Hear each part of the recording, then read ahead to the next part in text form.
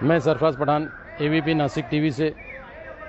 दोस्तों, आप मेरी स्क्रीन पे देख रहे होंगे, सामने ये ऑक्सीजन के टैंक है। ये जो छोटा टैंक है, इससे ऊपर ऑक्सीजन सप्लाई होता है पेशेंटों को। जो भी पेशेंट ऊपर O2 या वेंटी के ऊपर है, उनको इससे ऑक्सीजन सप्लाई होता है। ये करीबन 1 साल पहले बिठाए गए थे। इसके बाजू में भी लेटेस्ट ये बड़े बड़े टैंक बिठाए गए हैं। ये बड़े टैंक का काम है ऊपर ऑक्सीजन सप्लाई करना। होता क्या था, जब मार्च से कोविड का ज़ोर चालू हुआ था, तो उस टाइमिंग से यहाँ पर पेशेंट काफ़ी आने लगे। और जब पेशेंट आना चालू हुए, तो पेशेंट आने के बाद में यहाँ पर काफ़ी पेशेंटों की तादाद बढ़ गई थी। उसके बाद में यहाँ पर पेशेंट की तादाद बढ़ने के बाद में O2 लगाए गए, ये टैंक लगाए गए, मतलब जो O2 और वेंटी को ऑक्सीजन सप्लाई करते हैं। आप पीछे देखेंगे मेरी स्क्रीन में, तो ये लगाए गए, इससे ऑक्सीजन सप्लाई होता था।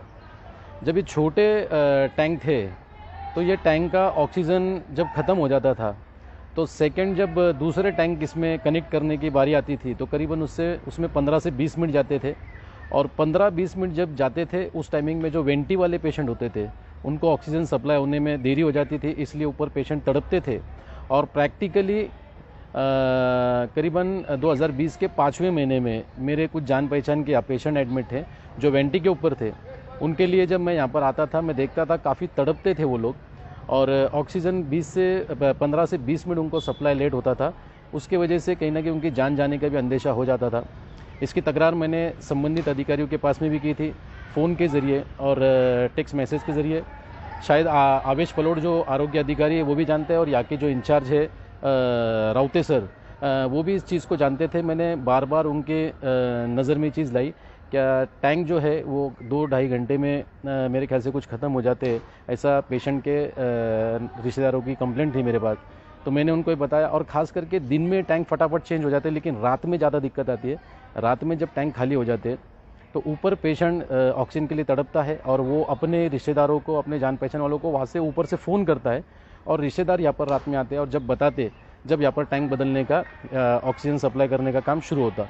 तो बहरहाल ये पुरानी बात थी, लेकिन अब उसके बाद में शासन के माध्यम से निधि उपलब्ध करके दी गई, और यहाँ पर ये बड़े टैंक, ऑक्सीजन के बड़े टैंक लगाने का काम शुरू हुआ।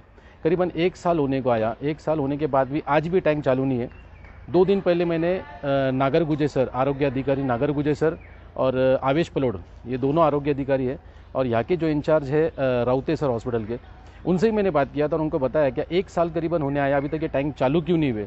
तो उन्होंने बताया कुछ इश्यूज़ हैं, और कुछ काम में देरी हुई, पार्ट्स को लेके या मटेरियल को लेके, या जो भी वगैरह वगैरह उन्होंने एक्सक्यूज़ बताए। उसके ऑडियो क्लिप मेरे पास है।